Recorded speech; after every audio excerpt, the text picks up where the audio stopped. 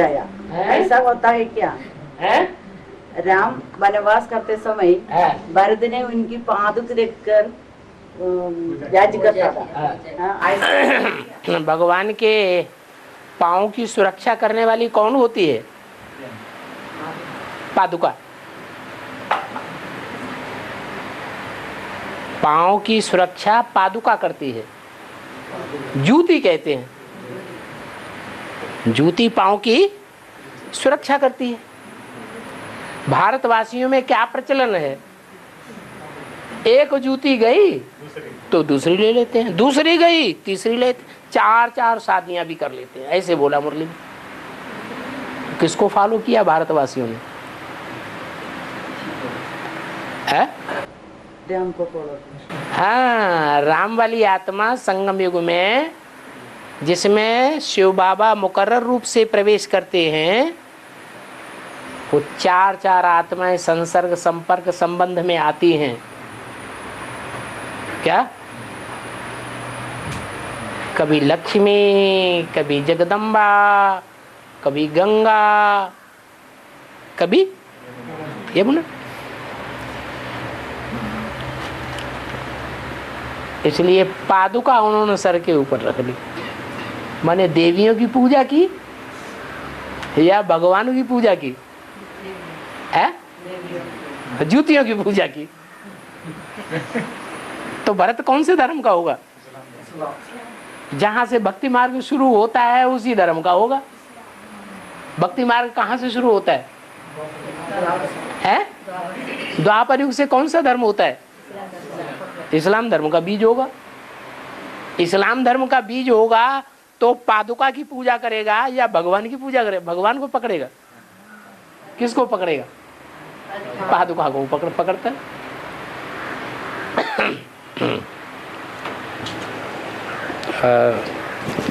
ओम शांति। चलो, वार्तालाप के टाइम पे खांसी नहीं आई, मुरली के टाइम पे खांसी की टपक पड़ी।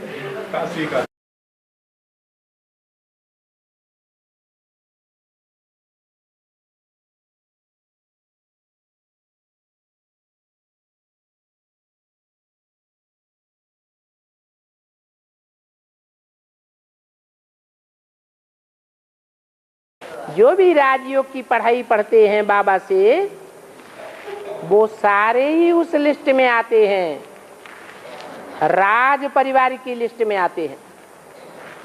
पहले राजाएं सतो प्रधान बनेंगे या प्रजा सतो प्रधान बन जाएगी? तो 2028 तक 50 वर्ष पूरे होते हैं। वो 16,108 राज परिवार के भांति तमो प्रधान से सतो प्रधान बनते हैं। फिर उनके पीछे पीछे लगे रहने वाले। जैसे कोई राजा होता है, उस राजा के राज्य में ढेर सारी प्रजा है, तो क्या जो ढेर सारी प्रजा होती है वो सब राजा के ही भगत होते हैं या कोई कोई रानी के भी भगत बन जाते हैं? या कोई राजा का जो बड़ा बच्चा है युवराज, उसके भी भगत बन जाते हैं? या छोटा बड़ा राजकुमार है, उनके भी भगत होते हैं या नहीं होते हैं? तो 2028 तक जो 16,108 की संख्या पूरी होती है, फिर नंबरवार उनके फॉलोअर्स अर्थात प्रजावर्ग की आत्माओं का भी पुरुषार्थ पूरा होना शुरू होता है। तो 2028 से लेकर के 10 वर्ष तक 2037 तक पूरी राजधानी तैयार हो जाएगी। पूरी राजधानी तैयार होगी तो पूरा विनाश भी हो जाएगा। ये स्थापना और विनाश का कनेक्शन जुटा हुआ है। जितनी जितनी स्थापना होती जाएगी उतना ही विनाश होता जाएगा।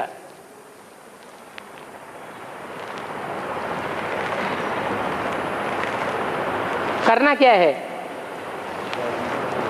राजधानी स्थापन करने में सहयोगी बनना है या विनाश करने में सहयोगी बनना है?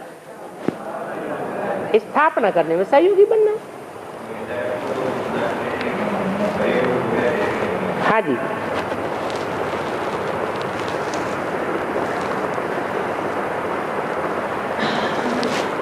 रास्ता में गिरा हुआ रुपया पैसा मोबाइल फोन में यूज करना है अथवा यज्ञ में दे देना है,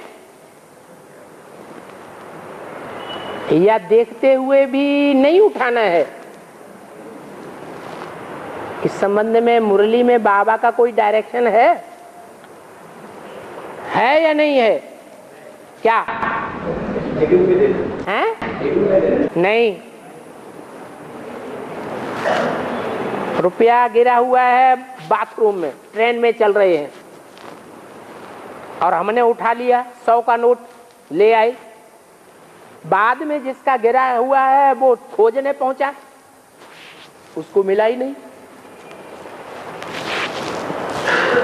तो उठाने वाले का पाप बनेगा कि नहीं बनेगा? और वो पाप का पैसा यज्ञ में जाएगा तो पाप की दुनिया बनाएगा या पुण्य की दुनिया बनाएगा? पाप की दुनिया बनेगी। इसलिए बाबा की मुरली के अनुसार कोई की गिरी हुई चीज उठाना ही नहीं है। क्या पता जिसकी चीज गिर गई है वो वापस आ रहा हो ढूंढता हुआ कहां गिर गया।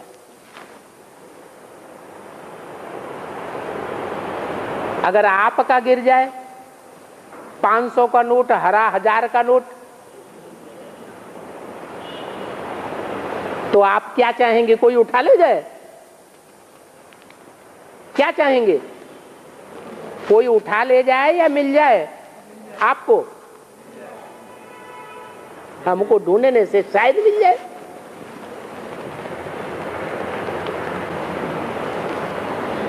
तो बाबा के डायरेक्शन के अनुसार न खुद यूज करना है गिरी हुई चीज, न यज्ञ में देना है। क्या करना है? गिरी हुई चीज को उठाना ही नहीं है, पड़ी रहने दो। ये मेहनत की कमाई नहीं है। कौन सी कमाई काम आवेगी? जो मेहनत की कमाई है वो ही काम आवेगी। बाकी जो मेहनत नहीं करते हैं, रिश्वत लेकर के बैंक भर रहे हैं, एक दिन ऐसा आवेगा करेंसी फेल हो जाएगी।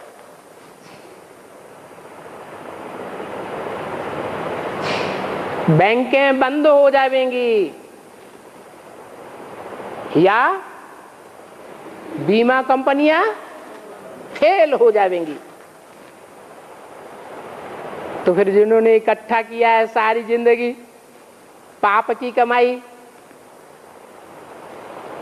गरीबों से ले करके उनका खून किया है, तो उनका हार्ट फेल होगा या नहीं होगा? हार्ट फेल होने लगेंगे और ढेर के हार्ट फेल होने वाले हैं। इसलिए मेहनत की कमाई ही काम आना चाहिए और काम में लेना चाहिए। मुफ्त की कमाई के ऊपर नजर जाना ठीक नहीं। और तो वो दो आत्माओं के अंदर दूसरे जन्म का कनेक्शन तो होगा ना? क्यों मिलता है किसी को? दूसरे को पैसा मिल गया, हाँ, दे दिया, हाँ, तो वो आत्मा के साथ पिछले जन्म का या कुछ संबंध होगा ना? अपना भाव देखो, अपना भाव क्या है? अपना भाव मुफ्त का लेने का है या नहीं है? मुफ्त का चंदन घिस मेरे लल्लू।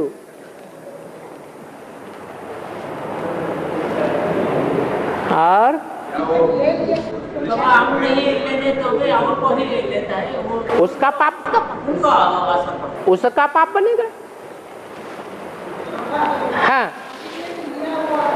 है, अभी तक लिया है तो भुगतना पड़ेगा। हाँ, पोता मिल दो लिख करके, आधा माफ हो जाएगा, आधा याद से खत्म हो जाएगा। और इलेक्शन में वोट देने के लिए पैसा देते हैं ना, वो लेना है नहीं लेना।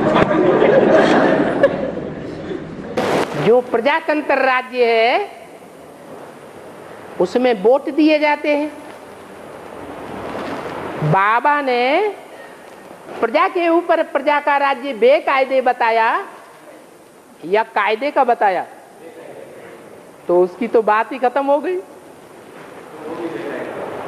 अरे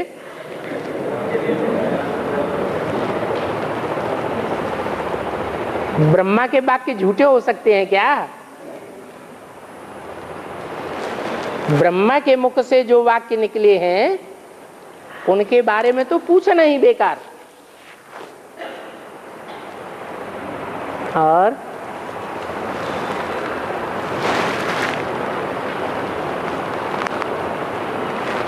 आज में गीता माता का पाठ चला,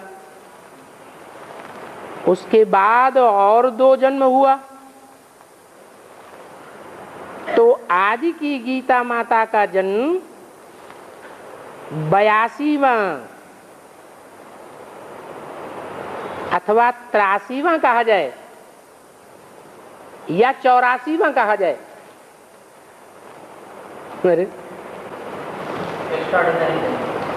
एक्स्ट्रा ऑर्डिनरी जन्म तो अभी होता है सन 76 के बाद। जो एक्स्ट्रा ऑर्डिनरी जन्म होता है वो 84वां जन्म भी होता है और 21 जन्मों में से पहला जन्म भी है। तो क्या साबित हुआ? पहले के 2 जन्म हैं वो 82वां 83वां कहें या 84वां कहें? 82 83वां हुआ।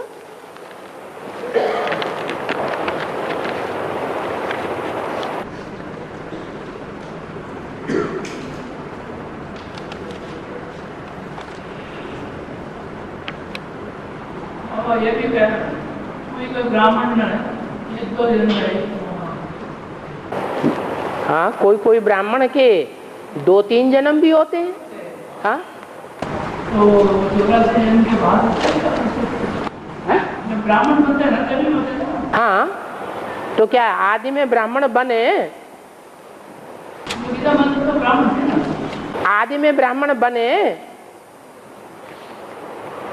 अरे बाप को पहचानेंगे तब सच्चे ब्राह्मण बनेंगे कि बिना पहचाने ही सच्चे ब्राह्मण बन जाएंगे? तो फिर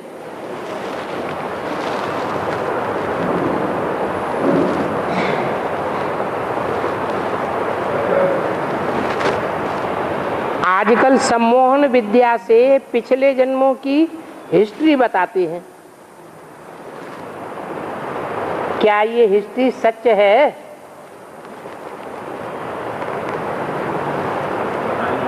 अगर सम्मोहन विद्या से पिछले जन्मों की हिस्ट्री का पता चल सकता है तो 84 जन्मों की हिस्ट्री का पता नहीं चल सकता है? फिर तो भगवान के आने की दरकार है।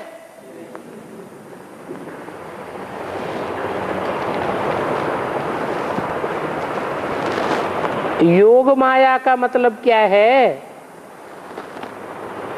और ये किसका पार्ट है? अरे नाम ही क्या दिया, माया कैसी? जो योग लगाने वाली है, पावरफुल आत्मा है या कोई से कमजोर आत्मा है?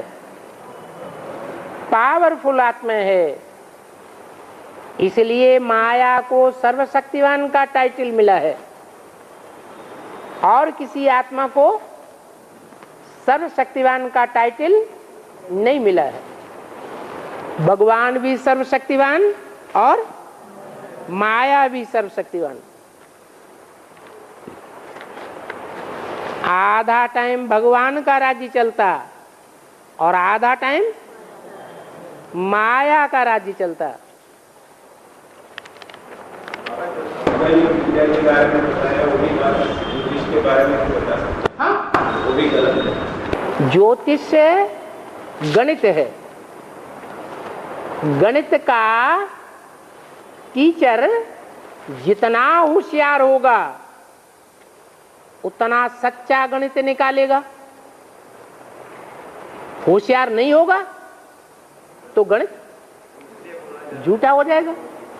ऐसे ही ज्योतिष विद्या में भले वशिष्ठ जी महाराज क्यों न हो,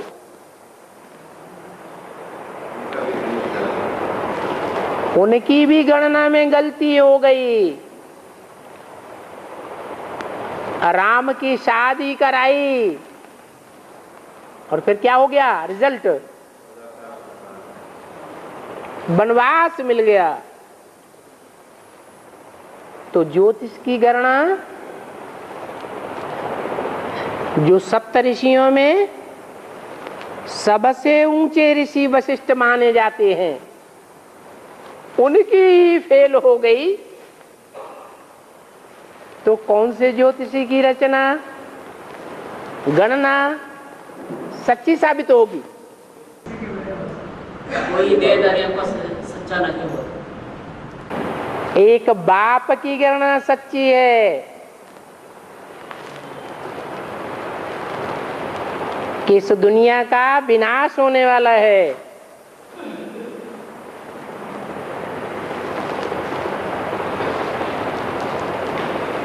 कोई भी वास्तुकला का कितना भी प्रकांड विद्वान हो,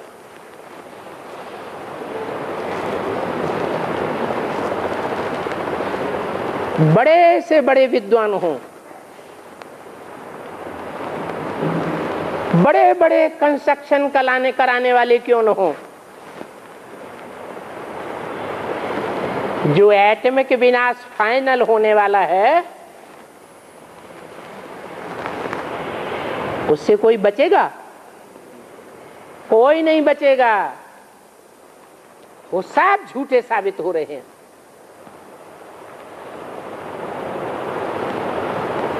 क्योंकि मनुष्यों की बनाई हुई कलाएं हैं, मनुष्यों के बनाए हुए सब्जेक्ट्स हैं।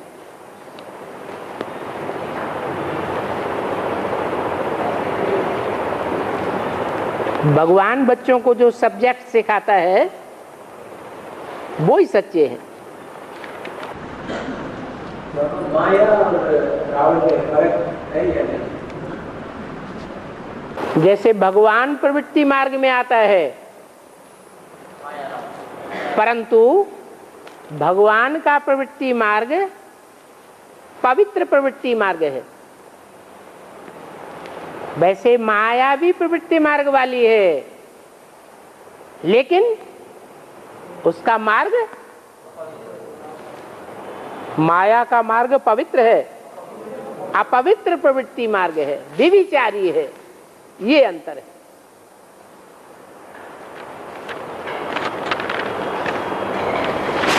ओम शांति।